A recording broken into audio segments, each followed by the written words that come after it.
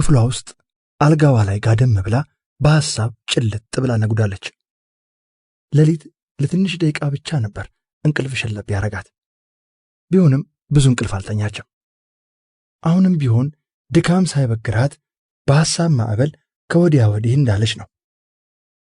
ጥሩ ሰው የሰጣትን መጽሐፍ ለወጉ በእጇ ብትይዘውም ገልጣ ልታነበው አልቻለችም። ዘርፌ ቁርስ እንድትበላ ጠዋት ብትጠራትም በቃኝ ብላ ለመብላት ፈቃደኛ አልሆነችም። የምሳ ሰዓት ደርሶ ዘርፌ ባትቆጣት ኖሮ እንኳን ምግብ ለመብላት ከክፍሏ መውጣት አልፈለገችም ነበር። እንዲሁ ለወጉ የቀረበላትን ምሳ ነካ ነካ አድርጋ በቃኝ ብላ ተነሳች። ዘርፌ ምን ሆነሽ ነው ብትላትም ምንም እንዳልሆነችና የበላችው እንደበቃት መለሰችላት። ዘርፌ ግን ምግቡን ነካካችው እንጂ እንዳልበላች ብታውቅም ልታስጨንቃት ስላልፈለገች በዝምታን ያለፈቻት። ክፍሏ ገብታ አንዴ በጀርባዋ ተኝታ ሌላ ጊዜ በጎኗ ተኝታ አሊያም ከተጋደመችበት ተነስታ አልጋዋ ላይ ግድግዳዋ ላይ ተደግፋ ጉልበቶቿን ሰብስባ አገጯን በማስረገፍ በሐሳብ ጭልጥ እያለች ከጥሩ ሰው ጋር ከተውውቃቸው ጀምሮ እስከ ተለያዩበት ጊዜ ድረስ የነበረውን ሁኔታ እያስታወሰች በሚያስቀው ብቻዋን ፈገግ እያለች በሚያስተክዘውም ትክዝ እያለች በሐሳብ በመዋለል የእራት ሰዓት ደርሶ ዘርፌ ጠርታት ሳትፈልግ ወደ ራቱ ሄዳ አሁንም እንደነገሩ ነካክታው ተመለሰች። ዘርፌ በአንድ ቀን ውሎ ባሳየቻት የባህሪ ለውጥ ግራ ተጋባች። ምን ሆና ነው? አሟት ይሆን ወይስ? ውስጧ የነገራት የነበረውን ጥርጣሬ ተመልሳ ይሄማ ሊሆን አይችልም ስትላሰበችና ለማንኛውም በዚሁ የምትቀጥል ከሆነ ሐኪም ዘንድ ወስጄ አስመረምራታለሁ ብላ አስባ ለጊዜው ተወችው። የሻረጊቱ ሌሊቱንም በሐሳብ ቀጣዩንም ቀን እንዲሁ ከክፍሏ ሳትወጣ ለምግብ ብቻ ስትጠራ እየወጣች እንደ ነገሩ ደርሳ እየተመለሰች በሐሳብ መጠመድ ቤቱ ውስጥ ጥያቄ አስነስቶ ምን እንደሆነች በእናቷም በዘርፌም በኩል ተደጋጋሚ ጥያቄ ስለበዛባት ትንሽ አሞኝ ነው የሚል መልስ የውሸት ሰጠቻቸው። ወደ ሐኪም ቤት መሄድ እንዳለባት እየተናገሩ ቢያስጨንቋት በኋላ ላይ ተሽሎኛል ብላ ጥርጣሬያቸውን ለማስለወጥ ጥሩ ሰው የሰጣትን መጽሐፍ ሳትወድ በግዷ ለመደበቂያ ስለሚሆናት የተወሰነ ታነብ ጀመር። አንዴ የመጽሐፉን ሐሳብ ለመያዝ አንዴ የራሷን ሐሳብ ለመያዝ ተቸግራ የተወሰኑ ገጾች እየተሰላቸች ለማንበብ ሙከራ በማድረጓ የተወሰነው እየገባት የተወሰነው በሐሳብ ስትወሰድ እየዘነጋችው ሄደችና የኋላ ኋላ እየቆየች ስትሄድ የመጽሐፉ ታሪክ እየመሰጣት ከገጽ ገጽ እየፈጠነች ማንበቡን ታያያዘችው። የመጽሐፉ ገጾች እየተናዱ በሄዱ ቁጥር በመጽሐፉ ውስጥ የተሳሉ ገጸ ባህሪያት ማንነታቸው እየጎላ በአካል የምታውቃቸው እስኪመስላት ድረስ በስሜት ከነሱ ጋር እየወደቀች እየተነሳች ንባቧን ቀጠለች። በዚህ ጊዜ በተወሰነ መልኩ ያ ሲያስጨንቃት ከነበረው ሐሳብ መውጣት ይችላ ነበር። ይበልጥ ሰብለ ወንጌል የተባለችው የመጽሐፉ ዋና ገጸ ባህሪ በተለየ መንገድ ቀልቧን ገዝታ ያዘቻት። ስታዝን እያዘነች፣ ስትደሰት እየተደሰተች በስሜት አብራት ትጓዝ ጀመር። አንዳንዴ ነባባን ቆም አድርጋ የሰብለ ወንጌልን ሁኔታ ስታስብ የራሷ ሕይወት ድቅን ይልባታል። በሁለቱም ዙሪያ የከበባቸው የቤተሰብ ማንነት፣ አስተሳሰብ፣ ወግ፣ ልማድና ባህል አንድ አይነት ነው።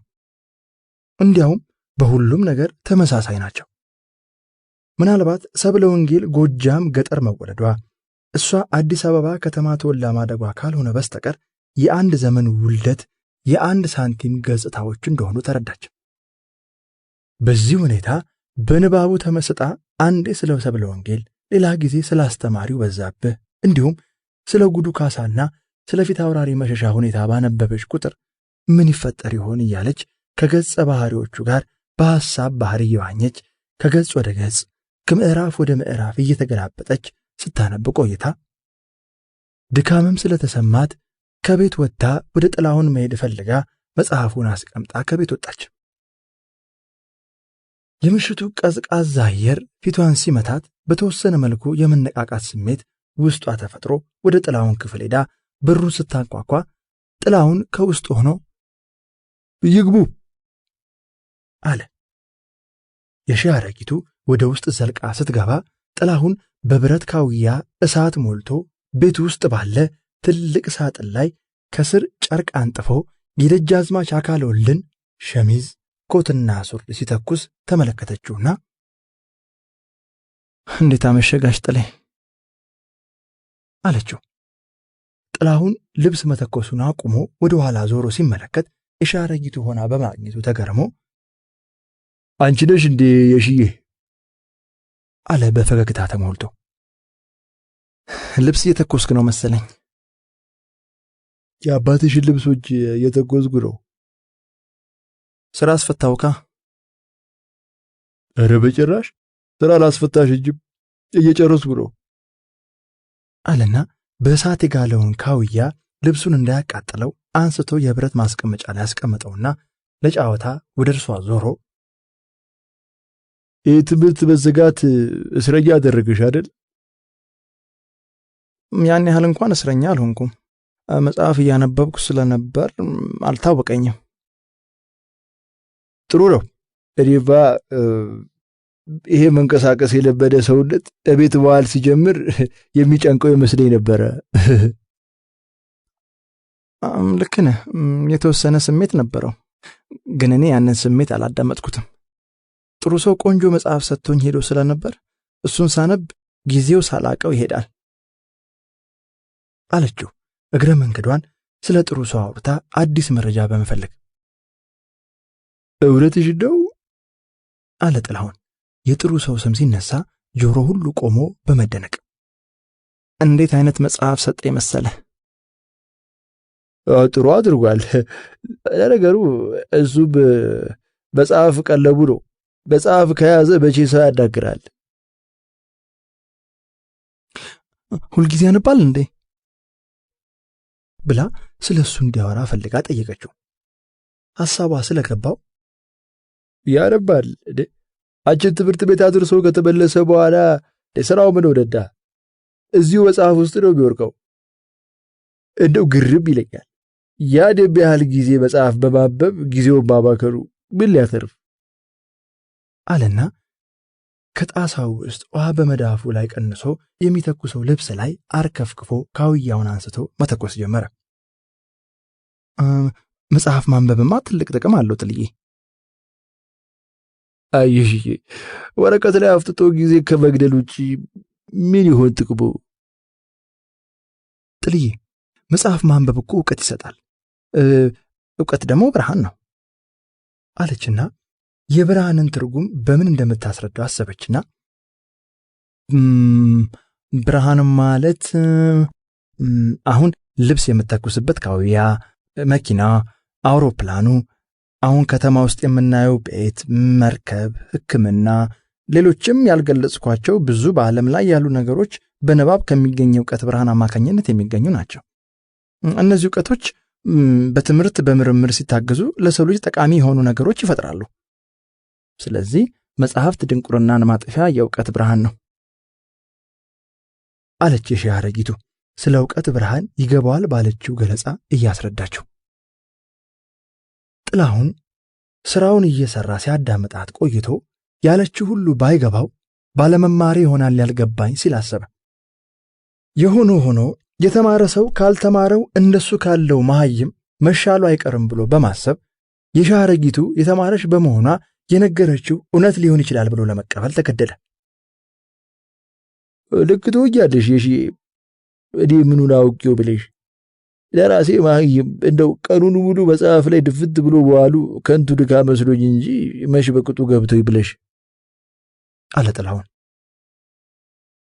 ስታነብ የምታውቃቸው ብዙ ቁም ነገሮች አሉ። አሁን ለምሳሌ ስለ አንድ ሕዝብ አኗኗር፣ ባህል፣ ልምድና ወግ ሊጻፍ ይችላል። ጸሐፊው ሲጽፈው አንባቢው ስለ እነዚህ ሕዝቦች እንዲያውቅ፣ እግረ መንገዱ በሚጽፈው ታሪክ ውስጥ ጥሩ የሆነው በጥሩነቱ እንዲወስደው፣ መጥፎ ባህል የሆነውን ከመጥፎነቱ እንዲማር በማሰብ ነው። ስለዚህ አንባቢው ሲያነብ ይህንን ዕውቀት ያገኛል ማለት ነው አለችና ተጨማሪ ማብራሪያ ሰጠችው። ጥላሁን በሰጠችው ገለጻ ተመስጦ ስራውን እየሰራ ያዳምጣት ነበር። አሁን እኔ ያነበብኩት ያለሁት መጽሐፍ እንዴት ጥሩ መጽሐፍ መሰለ። በዳልሽ ጥሩ መጽሐፍ ቢወደው እሱ በሰጠሽ ለመሆኑ መጽሐፉ ስለምንድነው ቢያወራው ብሎ ጠየቃት። የሺህ አረጊቱ መጽሐፉ እሷ ላይ ያሳደረው ተጽዕኖ ከፍተኛ ስለነበር በስሜት ተሞልታ ስለ መጽሐፉ ይዘት እስከ ደረሰችበት ምዕራፍ ድረስ ትተርክለት ጀመር። ስለ ሰብለ ወንጌል፣ ስለ በዛብህ፣ ስለ ፊት አውራሪ መሸሻና በጊዜው ስለነበረው ማህበረሰብ አስተሳሰብ በምትነግረው ሰዓት ጥላሁን በትረካዋ እየተመሰጠ ሲሄድ ጭራሽ ልብስ መተኮሱን አቁሞ ፈዞ ቆሞ ያዳምጣት ጀመር። የሺህ አረጊቱ በጣፋጭ ገለጻ ተርካ ጨረሳ ስትቆም ጥላሁን ስሜት ውስጥ ገብቶ እያዳመጣት ስለነበር በማቋረጧ ተከፍቶ መጨረሻውን ለማወቅ በመጓጓት እባክሽ ቀጥይ አታቋርጪ በማለት ይለመናት ጀመር። የሺህ አረጊቱ በስሜት ተይዞ ማዳመጡ እሷንም ማስደስቷት በጥያቄው ሳቀችና እስከ ነገረችው ድረስ ብቻ እንዳነበበች ስትገልጽለት ባልጀመርሽው ይሻል ነበር፣ ታዲያ መቼ ነው ቀጣዩን ብትነግሪኝ ብሎ ጓግቶ ጠየቃት። ከወደድከው በየቀኑ የደረስኩበትን እየመጣው ተርክልሃለሁ። እባክሽ እንዴት ያለው ወግ ነው! ቶሎ ቶሎ እያነበብሽ የደረስሽበት ንገሪኝ። ግድ የለህም እነግርሃለሁ እንዳለች ከውጭ ዘርፍ ስትጠራ ሰምታ መጣሁ ጋሽ ጥላሁን ጋር ነኝ አለችና በቃ ጥልዬ ደህና ደር ብላው ወጣ ሄደች። ጥላሁን በነገረችው ታሪክ ተመስጦ ስለነበር ከተሰናበታት በኋላ ወደ ስራው ተመልሶ እየሰራ የነገረችውን ታሪክ እሱ ከሚያውቀው የቤተሰቡ ታሪክ ጋር እያመሳከረ በመገረም ምን ይፈጠር ይሆን በሚል ያሰላስል ጀመር። ክፍል 14 ጥሩ ሰው ወደ ድሬዳዋ ከሄደ 4 ቀን ሆኖታል። የሺህ አረጊቱ ረጅሙን ጊዜዋን መጽሐፉን በማንበብ ነው የምታሳልፈው። አልፎ አልፎ ድካም ሲሰማትና ማረፍ ፈልጋ በምታርፍ ሰዓት ጥሩ ሰው ወደ አእምሯ እየተመላለሰ ይመጣል። ከሄደ 4 ቀን የሆነው ቢሆንም ለረጅም ጊዜ እንደተለያዩ ነው የሚሰማት። እናም ውስጧ እሱን መናፈቅ ጀምሯል። በዚህ ድርጊቷ እየተገረመች ፍቅር ያዘኝ እንዴ ትልና ባዶ ቤት ብቻዋን ትስቃለች። በእርግጥም አምና መቀበሉን አልፈለገችም እንጂ ፍቅር እያያዛት እንደሆነ ገብቷታል። ምክንያቱ ደግሞ ፍቅር እስከ መቃብርን እያነበበች በመጽሐፍ ውስጥ ባሉ ገጸ ባህሪያት ምትክ እሷን በሰብለ ወንጌል ቦታ ጥሩ ሰውን ደግሞ በበዛብህ ቦታ አድርጋ እየሳለች ማሰብ መጀመሯ ነው። አንዳንዴም ማንበቧን ሁሉ ታቆምና ለረጅም ሰዓት ይህንኑ ጉዳይ ያብሰለሰለች ትቆያለች። ታዲያ ይሄ ሐሳቧ በስቶ ውስጧን ሲያስጨንቀው ሰበብ ፈልጋ የመጽሐፉን ታሪክ ልትነግረው ጥላሁን ጋር ትሄድና የደረሰችበትን ታሪክ ነግራው ስትጨርስ ሰበብ ፈልጋ ስለ ጥሩ ሰው መጠየቁ አይቀርም። ጥሌ መቼ ነው የሚመጣው? ጥሩ ሰው ባለትሽ ነው? ቆየ እኮ አይመጣም እንዴ? ይመጣል ልጅ ብዙ እንደማይቆይ ነው የነገረኝ። ቢመጣ ጥሩ ነበር። ኮሌጅ ደርሼ ሁኔታውን አይቼ መጣ ነበር። ጥላሁንም ሁኔታዋን ተረድቶ ለጠየቀችው ጥያቄ ምላሽ ከመስጠት አልፎ ምክንያት እየፈለገ ስለሱ ያወራላታል። እሷም ደስ ይላታል። በዚህም ሁኔታ ፍቅር እንደያዛ ታውቋል። ከምትነግረው የሰብለ ወንጌልና የበዛብህ ታሪክ ጋር እያገናኘ አቻ ናቸው። የዘርና የሀብት ጉዳይ ካልሆነ በስተቀር በውበትም በእድሜም ተቀራራቢ ናቸው። ቢፋቀሩ ሲል ያስባል። ግን ደግሞ ይሰጋል። እኚህ ኃይለኛ አባቷ ቢያውቁ ሊፈጠር የሚችለው አደጋ ከባድ ስለሚሆን ስጋቱ እውነት አለው። የሺህ አረጊቱም ዕለት ዕለት እየተቀራረቡ በሄዱ ቁጥር መጀመሪያ አካባቢ ስለ ጥሩ ሰው ማንሳቱ ያሳፍራት የነበረ ቢሆንም አሁን ግን በተወሰነ መልኩ ያ ፍርሃቷ ተወግዶ በድፍረት ስለሱ ማውራት ጀምራለች። ከዚህ ቀደም ለጥላሁን ጸጉሩ ላይ ውሃ ሲጨምርለት ያደረገውን ድርጊት አስታውሳ እየሳቀች ተንኮለኛ ልጅ ነው። ባለፈው እኮ ጸጉሩ ላይ ውሃ ሲጨምር ሆን ብሎ እየሳቀ ነበር ወደ ሱሪ ሲጨምር የነበረው አይተሽልኛል ለካ ቢሰራው ተኩል። ታዲያስ? እናንተ አላያችሁኝም? ክፍሌ ውስጥ ሆኜ በመስኮት እየተመለከትኳችሁ ነበር። አየሽልኝ አይደል ተኩሉን? ሆን ብሎ ጨብሮብኝ ሲያበቃ አውቄ አይደለም ብሎ ሲዋሸኝ፣ እኔ ግን ሆን ብሎ እንዳደረገው ገብቶኛል ብሎ እሱም አስታውሶ ሳቀ። ሌላም ያደረጋቸውን ድርጊቶች እያወሩ አብረው ይስቃሉ፣ ይጫወታሉ። በዚህ ሁኔታ እንዲህ እየተጫወቱና እያወሩ ያነበበችውንና የደረሰችበትን እየተረከችለት ቀናቶች ሄዱ። አንድ ቀን ስለ መጽሐፉ ታሪክ ስተረክለት ጉዱ ካሳ ስለሚባለው ገጸ ባህሪ አንስታ እንዴት እንደምትወደውና እንደምትቀናበት ነገረችው። ሰብለ ወንጌል እሱ ባይኖርላት ኖሮ ያን ሁሉ ፈተና እንዴት መቋቋም ትችል ነበር ስትል ነገረችውና ወደ ራሷ ሕይወት ተመልሳ ከጥላሁን ጋር በመቀራረባቸውና የልቧን ስታወራለት እያዳመጠ መፍትሄ ስለሚሰጣት አንተ እኮ ለኔ ጉዱ ካሳ ነህ አለችው። ልክ አንቺ ሰብለ ወንጌልን እንደውሽው ሲላት ደስ ብሏት በሳቅ ተፈነከነከች። አንድ ቀን ታዲያ ጥሩ ሰው በሄደ 6ኛው ቀን ጥላሁን የሺህ አረጊቱን ቀኑን ሙሉ ሳያያት ዋለ። ምን ሆና ነው? በቀን 2-3 እንዳልመጣች ካሁን ትመጣለች እያለ የመጽሐፉን የመጨረሻ ታሪክ ለማወቅ ጓጉቶ ቢጠባበቅም ሳትመጣ በመቅረቷ መቼም በደናዋ የቀረች አይመስለኝም። ለማንኛውም ሄጄ ልያት እስቲ ብሎ ማታ ላይ ወደ ክፍሏ ሲገባ አልጋዋ ላይ ተቀምጣ ጉልበቶቿን አጥፋ ጉልበቶቿ ላይ አገጯን አስደግፋ በሐሳብ ሰጥማለች። ፊት ለፊቷ ያ ስተርክለት የነበረው ፍቅር እስከ መቃብር የተሰኘው መጽሐፍ ተቀምጧል። ገብቶ አጠገቧ እስኪደርስ ቀና ብላ ላየችው። አቺሽ ብሎልሽ ነው ቀኑን ሙሉ ብቅ ሳቲ ልቤን እንደዚህ አንጠልጥለሽ የጠፋሽው? አረ ለቦሩ ብሎልሽ ነው? የሺህ አረጊቱ እንደዚያው ጉልበቷ ላይ እንደተኛች ቀና ብላ ሳታዩ በመቅረቷ ወይስ ልቤ በሰቀሉን አውቀሽ ልታሰቃይ ከጅለሽ ነው? ንገሪኝ እንጂ ቢላትም ዝም እንዳለሽ በመቅረቷ ዝምታዋ አለ ምክንያት አይደለም ብሎ አሰበና የሺህ ብሎልሻል አበበሽ እንዴ አላት ጎንበስ ብሎ ፊቷን ለማየት እየሞከረ። የሺህ አረጊቱ ቀና ብላ በጭንቅላቷ ንቅናቄ እንዳላመማት ገለጸችለት። ብሎልሽ ነው ታዲያ አዳግሪ እንጂ አለና ካጎነበሰችበት ቀና ሲያደርጋት እያለቀሰች መሆኑን ተመልክቶ ደነገጠ። ለብድነው ብታለቅሽው? እሺ እንደዚያው እያለቀሰች ምንም ስትል መለሰችለት። አለ ምክንያትም አይደለም እያለቀስሽ ያለው አንድ ነገር ባውለሻል። ቤት ውስጥ የተፈጠረ ችግር አለ እንዴ? የለም። ታዲያ ብሎልሽ ነው ቤት ውስጥ ካሉት ሰዎች ተጣላሽ? አልተጣላሁም። ብድነው ታዲያ ቢያስለቅስሽ ለምን አትነግሪኝም? እሺ ብሎ በጥያቄ ሲያስጨንቃት እያለቀሰች ሞተ አለችው። ባዴ ሞተው? ግራ ገባው። በቤት ውስጥ ሰላም ነው። ቤተሰቡ የማያውቀው እሷን የሚያስለቅስ ሟች ማን ይሆን ብሎ በጥያቄ ተወጠረ።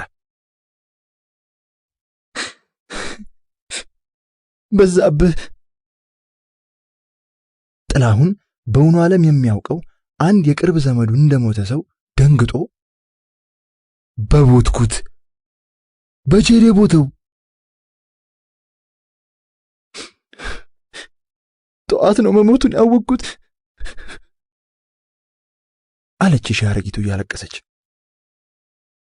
ጥላሁን አፉን በመዳፉ ይዞ ደንግጦ እንደቆመ ለደቂቃዎች ስለሟቹ በዛብህ እያሰላሰለ በሐዘን ቆይቶ ወደ ራሱ ሲመለስ ሞቴ የምትለው ሰው በአካል የነበረ ደምና ሥጋ የለበሰ ትክክለኛ ነፍስ ያለው ሰው ሳይሆን በመጽሐፍ ታሪክ ውስጥ የተሳለ የሰው አምሳል መሆኑን ሲረዳ በራሱ ድርጊት ተገርሞ ሳቅ አለና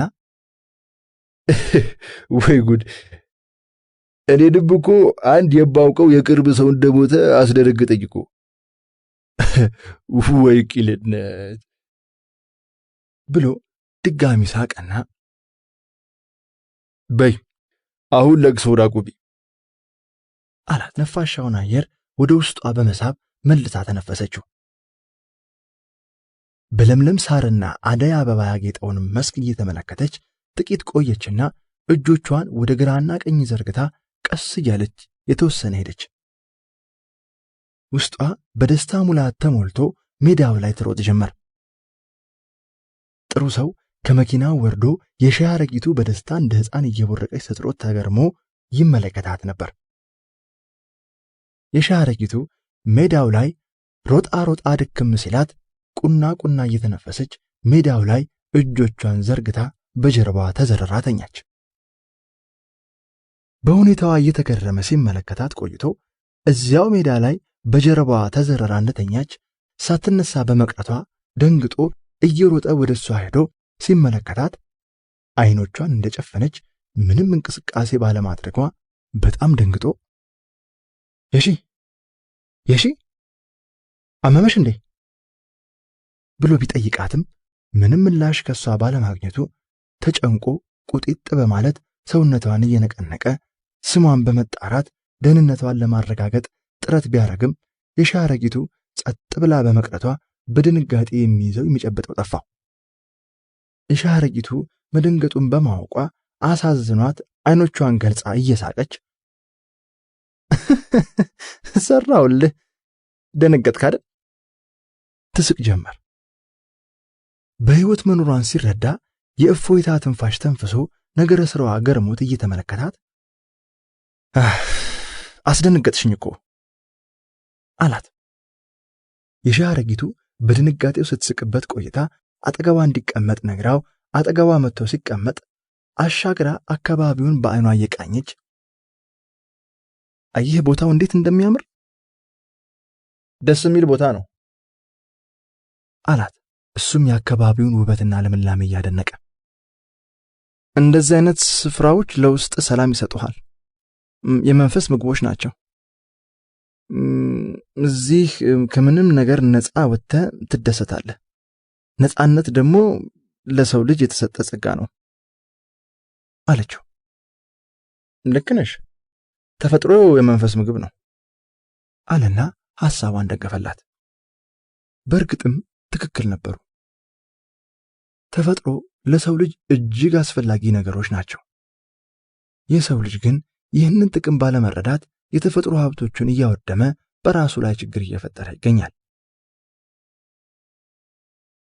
የሻይ አረጊቱ በዝምታ ውስጥ ሆና ስለ ራሷ ስታስብ ቆይታ ከከተማ ወጣ በማለቷ ባገኘችው ነፃነት እየተደመመች አየህ ጥሩ ሰው፣ እኔ በሰው ተከብቤ ሰው ይናፍቀኛል አለችው። ጥሩ ሰው በአባባሏ ተገርሞ ለምን ለጠየቀው ጥያቄ ቶሎ መልስ ሳሰጠው እያሰበች ቆየችና አይኖቿ ሩቅ እንደተተከሉ እስቲ አንተ ልጠይቅህ፣ በልጅነትህ ለእንቁጣጣሽ አበባ ስለ ለወዳጅ ዘመድ እየሰጠህ መልካም ምኞቶች ተመኝተሃል አይደል? አዎ። ሆያ ሆዬ እያልክ ከኩዮች ጋር ተጫውተሃል አይደል? አዎ። ከኩዮች ጋር ጭቃ አብኩተህ ውሃ ተራጭተህ ያደግከው አይደል? ጥያቄዋ እየገረመው በድጋሚ አዎ ሲል መለሰላት። አየህ እኔ እነዚህ ሁሉ ነገሮች ሲባሉ እንጂ አድርጌያቸው አላውቅም አለችው አዝና ወደ እሱ ዞራ እየተመለከተችው። ለምን አለ ያለ ማድረጓን ምክንያት ለማወቅ ጓጉቶ። ለምን አልከኝ አለችና የመገረም ሳቅ ስቃ ነፃነት የለኝማ፣ እኔ በማምንበት ሳይሆን ቤተሰቦቼ በፈለጉት አጉል ልማድና ባህል ታጥሬ እንዳድግ ስላደረጉኝ ነዋ። ጥሩ ሰው ስሜቱ አገባው። እናም አዘነላት። ምን ያህል ስሜቷ እንደተጎዳ ከንግግሯ ተረዳ። እናም ምንም ሳይናገር በዝምታ ያዳመጣት ጀመር። አየህ ጥሩ ሰው፣ ነፍሴ ከዚህ አጥር መውጣት ትፈልጋለች። ለዚህ ነው ሜዳው ላይ በነጻነት ስሮጥ ያየኸኝ አለችውና ተመለከተችው። ጥሩ ሰው በጣም ስላዘነላት አይኖቹን ሰበር አድርጎ ሲመለከታት እንዳዘነ ስለገባት አሳዛኝ ፍጡር ሆንኩብህ አይደል? በጣም እንጂ። አትዘንልኝ፣ ይልቅ የሚያዋራኝ፣ የሚያዳምጠኝ፣ የሚረዳኝ ጓደኛ ሆነኝ ብላ ጠየቀችው። ቤተሰቦችሽ የሚፈቅዱ ይመስልሻል? እነሱ መቼም የኔን ፍላጎት አክብሮ አያውቁም። ታዲያ እነሱ ይህንን የማይፈቅዱ ከሆነ ለነሱ አትጨነቅ፣ አንተ ከተረዳኸኝ በቂ ነው አለችውና በጀርባዋ ሳሩ ላይ ተኝታ ጥርት ያለውን ሰማይ እየተመለከተች ስሜቷን ታዳመጥ ጀመር። ነፍሷ ከየትኛውም ጊዜ በተሻለ የደስታ ስሜት እየተሰማት እንደሆነ አወቀች። የዚህ የደስታ ስሜት ምንጭ ምን እንደሆነ ስታስብ ጥሩ ሰው መሆኑን ተረዳች። ነፃነት ሰጥቷታል። ስሜቷን አዳምጦ ተረድቷት አዝኖላታል። ከምንም በላይ ደግሞ ከቅርብ ጊዜ ወዲህ ውስጧ የተፈጠረው አዲስ ስሜት እሱን እንድትናፍቅ፣ ወደ እርሱ እንድትቀርብ ግፊት እያደረገባት እንደሆነ ተረድታለች። ጥሩ ሰውን በተመሳሳይ ስለ እሷ እያሰበ በዝምታ ተውጦ ነበር። የሻረጊቱን ባወቃት ቁጥር የምታሳዝን፣ የምታሳሳ፣ እንክብካቤ የሚያስፈልጋት ሆና አገኛት። እንዳለችው በብዙ ጥሩ ሊባል በሚችሉ ነገሮች የተከበበች፣ ነገር ግን ብቻዋን ሰው በሌለበት መሬት ላይ የተጣለች ብቸኛ አሳዛኝ ምስኪን ፍጡር እንደሆነች በተረዳ ጊዜ በሚችለው ሁሉ ቀርቦ ሊረዳት ለራሱ ቃል ገባ። ደሞም እኮ ሊረዳት ከሚፈልገው በላይ ወደ እሷ እንዲሄድ የሚገፋፋው ኃይል ውስጡ መፈጠር ጀምሯል። ይህንን እያሰበ ቆይቶ ከሐሳቡ መለስ ብሎ ሲመለከታት የሰማዩ አድማስ ላይ አይኖቿን እንደተከለች በሐሳብ ርቃ መሄዷን አየ። ለቅጽበት እንደዚያ በጀርባዋ እንደተኛች ቁልቁል ሲመለከታት ያዞማ ጸጉሯ ሳሩ ላይ ተዘናፍሎ በዚያ ጠይም ደማም ውብ ፊቷ ላይ የውበት ጸዳል ፈሶ ዝንክትክት ብሎ የተኛውን መለሎ ቁመናዋን ሲመለከት የሚያውቃት ሰው ሳትሆን ሌላ ፍጡር መስላት አየችው። እናም በአድናቆት የተሞላው ስሜቱ ገዝፎ ይህቺ በውበቷ ከማረከችው ውብ ሴት ጎን ተኝቶ ስሜቱን ማዳመጥ በመፈለጉ ቀስ እያለ ወርዶ እሱም እንደሷ ከጎኗ በጀርባው ሳሩ ላይ ተኛ። የሻረጊቱም ውስጧ የተፈጠረውን ስሜት እያዳመጠች ይበልጥ ከጥሩ ሰው ጋር ለመቀራረብ በመቀራረባቸውም የተፈጠረውን ሰላምና ነጻነት ማሳደግ እንዳለባት አስባ ለዚህ ደግሞ ትክክለኛው የሆነው መፍትሄ መኪና እንዲያለማመዳት መጠየቅ እንደሆነ በመረዳቷ ጥሩ ሰው ለምን መኪና መንዳት ማታለማምደኝ ስትል ጠየቀችው። ፍላጎቱ አለሽ ሲል ከገባበት ሐሳብ ነቅቶ ጠየቃት። ደስ ይለኛል፣ ማወቁ አይከፋም፣ አንተ ፈቃደኛ ከሆንክ። እኔማ ስራዬ ነው። ዞር ብላ በጎን በኩል እየተመለከተችው ቢሆንም አለችው። የሱ ቀና ፍላጎት ሲታከልበት ሁኔታዎች ጥሩ እንደሚሆኑ ስለገባት ይልቅ እንዳለማምድሽ ብታስፈቅጂ ነው የሚሻለው። ለሷ አትቸገር፣ አስፈቅዳለሁ። ካስፈቀድሽ በእኔ በኩል ሁሌም ዝግጁ ነኝ ሲላት ለተወሰነ ጊዜ ጸጥ ብላ እንዴት ማስፈቀድ እንዳለባት ታሰላሰል ጀመር። በዚህ ሁኔታ ሳያውቁት ለረጅም ሰዓት በመቆየታቸው ወደ ቤት መመለስ እንዳለባቸው ወስነው ወደ መኪናቸው ተመለሱ። ሁለቱም በነበራቸው የአብሮነት ቆይታ በጣም ደስተኞች ነበሩ። በመጨረሻ መኪናቸው ውስጥ ገብተው ወደ ቤት ተመለሱ።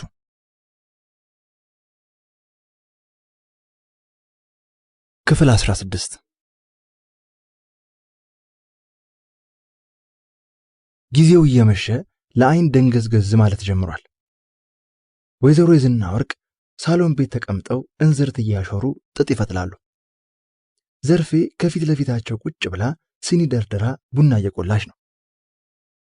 ደጃዝማች አካለ ወልድ ጠዋት ከቤት እንደወጡ ለምሳም ወደ ቤት አልተመለሱም። ሰሞኑን ያሉበት ሁኔታ ወይዘሮ የዝናወርቅን ሲያስጨንቃቸው ነው የከረመው። ባለቤታቸው ከቤት ወጥተው እስኪመለሱ ድረስ ምን ይፈጠር ይሆን እያሉ በስጋት ነው ቀኑን የሚውሉት። ከምንም በላይ የሚያስጨንቃቸው ደግሞ የባለቤታቸው ኃይለኝነት ነው። ደጃዝማች አካለ ወልድ ላመኑበት እንጂ ለሳቸው ባልመሰላቸው ጉዳይ ላይ ግትር አቋም ያላቸው በመሆናቸው አንድ ነገር ለማድረግ ወደ ኋላ አይሉ። እሳቸውም ይህን አመላቸውን ስለሚያውቁ ሁሌም እንደሰጉ ናቸው። የሻረጊቱ ክፍሏ ውስጥ አልጋዋ ላይ በጀርባዋ ጋደም ብላለች። ፊቷ ላይ ከወትሮ የተለየ የደስታ ስሜት ይታይባታል።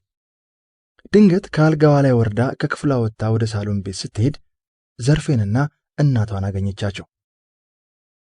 ፊቷ በፈገግታ ጸዳል ተሞልቶ ከእናትየው አጠገብ ሄዳ ተቀመጠች።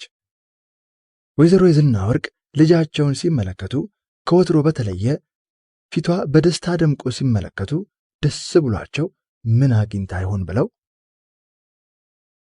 ደስ ያለሽ ትመስያለሽ ያሽዬ፣ ምን አግኝተሽ ነው እንዲህ ፊትሽ በደስታ ጸዳል የበራው ብለው ጠየቋት። የሻረጊቱ ይበልጥ እየፈካች ኧረ እኔም አላወቅኩትም፣ እንደው ከጠዋት ጀምሮ የማላውቀው የደስታ ስሜት ይሰማኛል አለች። እሰይ እንዲህ ስትደሰች ሳይ እኔም ደስ ይለኛል አሉ ወይዘሮ የዝናወርቅ በእናትነት ፍቅር በስስት ዓይን እየተመለከቱ። ያለፈውን ሳምንት ከክፍሏ ሳትወጣ መጽሐፍ ላይ እንደተደፋች ጥላሁን ጋር ካልሆነ በስተቀር ከሰው ተገልላ ያሳለፈችውን ጊዜ እያስታወሱ ዛሬ ከዛ ስሜት ውስጥ ወጥታ እንዲህ ተደስታ ሲመለከቷት እጅግ ደስ አላቸው። ዘርፌ በዝምታ ቡናውን እያፈላች የሻረጊቱን ሁኔታ ለማወቅ ፊቷን እያጠናች ተገመግማታለች። በቅርቡ እንግዳ የሆኑ ባህሪያት እያየችባት ነው።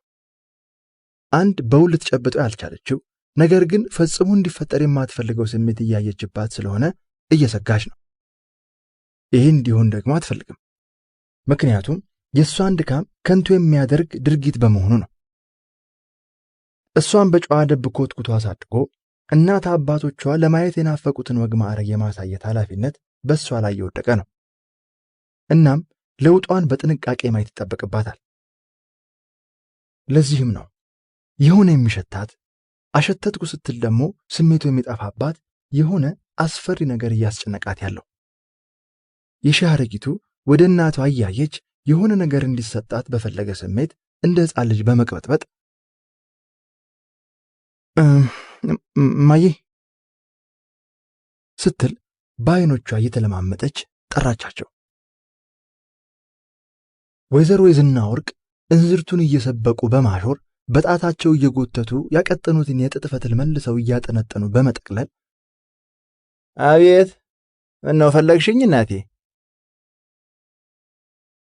እንትን ፈልጌ ነበር አለችና ተሽኮረመመች። ዘርፌ ምን ልትል ነው በሚል የምትለውን ለማዳመጥ ዓይኖቿን ተክላ ትመለከታታለች። ምን ፈለግሽ አሉ ወይዘሮ የዝናወርቅ ለአፍታ መፍተላቸውን ቆም አድርገው ልጃቸው መጠየቅ እንዲህ የተጨነቀችበትን ጉዳይ ለማወቅ ፈልገው። ዛሬ ትምህርት ቤት ሄጄ ነበር። መምህራኖቹ ሰሞኑን ትምህርት እንደማይጀመር ነግረውናል። ትምህርት ከሌለ ዝም ብዬ ቤት ውስጥ ከምቀመጥ ብላ ሐሳቧን ሳትጨርስ ለአፍታ ቆም ስትል ዘርፌ ጉዳዩን የማወቅ ፍላጎቷ በመጨመሩ ነቅታ ነበር የምታዳምጣት። ወይዘሮ የዝናወርቅ ሐሳብሽ ገብቶኛል በሚል ስሜት ቅር እያላቸው በዚህ ቆሻሻ ሰዓት ዘመር ካልጠየቅኩ እንዳትይ ብቻ አሉ። ኧረ በፍጹም እንደዛ አላሰብኩም። ምንድነው ታዲያ ንገሪኝ? የእረፍቱን ጊዜ ዝም ብዬ ከማሳልፈው መኪና መንዳት ብለማመድ ብዬ አሰብኩ አለችና የእናቷን ስሜት ለማወቅ ተመለከተቻቸው። አንቺው አሉ ወይዘሮ የዝናወርቅ ተደንቀው። አሁን እማዬ ምን አለበት? ዘርፌ ምን ይሆን ብላ በጉጉት ስትጠብቀው የነበረው ጉዳይ ሴቷ እንደ ወንዱ መኪና ልንዳ ማለቷ እንደሆነ ስታውቅ በታላቅ ግርምት ጉድ ነው አለች። ምን ጉድ አለው ዘርፌ? በቃ መኪና መንዳት ነው። ምኑ ነው የሚደንቀው? አለች ሻያረጊቱ ወደ ዘርፌ እያየች። ኧረ ተይ ልጄ፣ በሴት አያምርም አሉ ወይዘሮ የዝናወርቅ። ዘርፌም ኧረ ሰው ጉድ ነው የሚለው። እማዬ ምንም ጉድ የለውም፣ ብዙ መኪና የሚነዱ ሴቶች አሉ እኮ አለች ውጥኗን እንዳወርቅ ለማሳመን በመጣር። አንቺ ምን አጣው ብለሽ ነው? እኔ ልጅ ሹፌር እንደው አልጠፋ የሚያመላልስሽ አሉ ወይዘሮ የዝናወርቅ የልጃቸው መኪና ለመንዳት መፈለግ አልገባ ቢላቸው። ልክ ነሽ እኮ እማዬ፣ ግን እኮ ማወቁ አይከፋም። ማን ያውቃል፣ አንድ ቀን ውጭ ሀገር ልሄድ እችላለሁ። እዚያ ደግሞ የወንድና የሴት የሚባል ነገር የለም። ዘርፌ ተገርማ ጉድ እያደር ይሰማል። የመኪናው ሲገርመኝ ወንዱና ሴቱ የማይለይበት ሀገር ነው ለመሄድ የምትመኘው?